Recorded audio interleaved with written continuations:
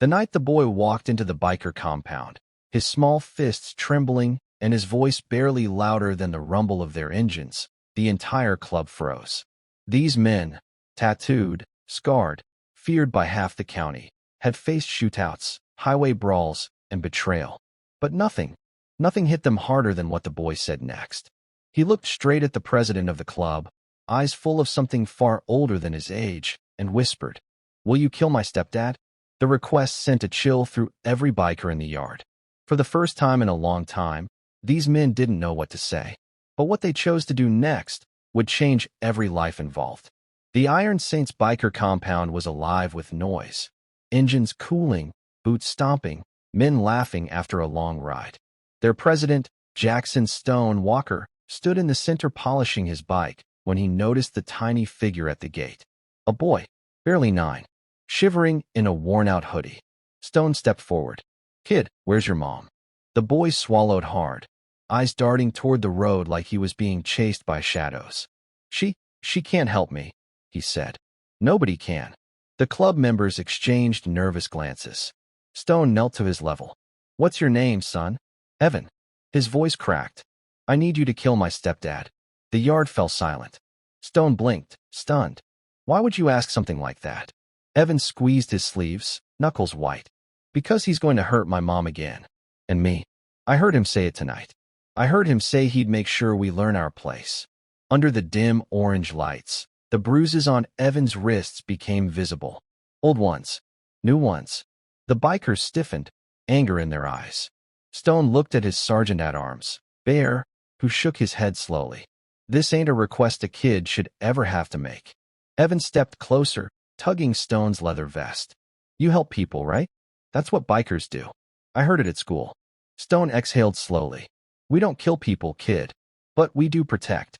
Evan's shoulders slumped, tears gathering. "So you can't help us." Stone reached out, placing a heavy hand on the boy's back. "You came to the right place. We're not going to kill anyone, but we will make sure he never lays a hand on you again." Evan looked up, confused but hopeful. Within minutes, Stone ordered the club into motion. Bikes roared to life. Texts were sent. Contacts activated. These men weren't angels, but they had a code, and tonight, it meant saving a boy who had no one else. Meanwhile, miles away, Evan's mother sat trapped at home with a man growing angrier by the minute, unaware that justice was speeding toward her. The Iron Saints rolled up to Evan's small house like a wall of thunder. Engines cut, boots hit gravel, and Stone moved first toward the door, calm but determined. Inside, Evan's stepdad, Darren, stormed out, red-faced, beer still in hand. "What the hell's going on?" Stone stood tall. "We're here for the boy and his mother." Darren laughed. "The wrong move.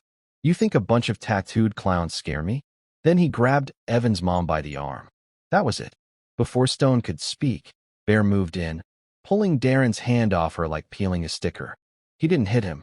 He didn't shove him. He simply stepped between them with a presence so intimidating it froze Darren in place. Stone leaned in close. "You lay one more finger on either of them, and the law will deal with you before we ever get the chance." Darren spat at the ground. "You can't prove anything." Stone smirked. "Didn't need to. Your son already did." At that moment, headlights swept the driveway. Police cars, summoned by the biker's discreet call to a friendly deputy who had been waiting for a chance to arrest Darren legally. Darren tried running. Didn't make it 3 steps. 2 officers tackled him, cuffing him as Evan watched wide-eyed from the porch. His mother broke down crying, not because of fear, but because for the first time in years, she felt safe. Stone knelt in front of Evan again. "You don't have to run anymore. You don't have to hide. You're safe now." Evan threw his arms around him in a hug, so tight, even the toughest bikers looked away to hide their eyes. As Darren was taken into custody, the officers approached Stone. "You Saints did good tonight," one of them said. Stone shrugged. "Just protecting our people." Because in their world, family wasn't about blood. It was about brothers, sisters, and kids who walked into the wrong night looking for help, and found it in the most unexpected place. And Evan? He rode back to the compound between Stone and Bear, smiling for the first time in years, knowing the nightmare was over.